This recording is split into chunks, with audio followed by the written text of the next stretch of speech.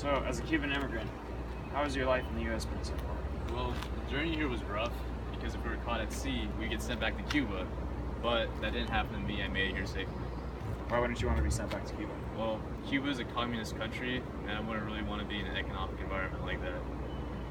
So, how has your life been compared to other Latino groups? Well, say Mexicans, when they come to America, if they get caught being illegal here, they can get deported back to Mexico. But since as a refugee status, I get to stay in America. Thank you, sir. Thank you. As a Mexican American, what's the background on your culture? Mexican Americans are the largest and oldest subgroup of Hispanics. And what are your views on immigration to the U.S.? Immigration and migration began in the early 1900s, and this was because of the need for cheap agricultural labor. And so a cycle keeps on occurring between Hispanics and the U.S., where the Mexican Americans travel to the U.S. in the hopes for cheap labor and come back to Mexico wealthier than they were before. And how much easier is it to immigrate than before? The United States and Mexico have a shared border, and so immigration has never been easier than before.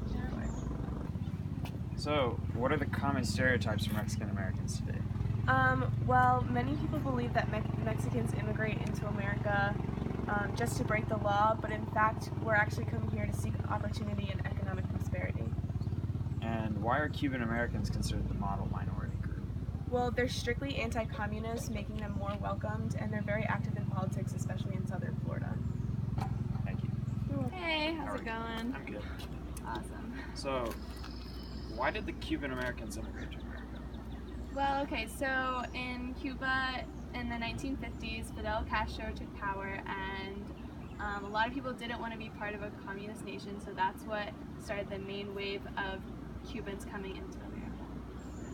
And what kinds of people are coming from Cuba? Well, most of the people who didn't want to live in a communist nation, it was because they didn't want their assets seized by the government, so most of the Cubans coming in are very wealthy and very educated, which is why they're called like the model minority group. Thank you. Awesome.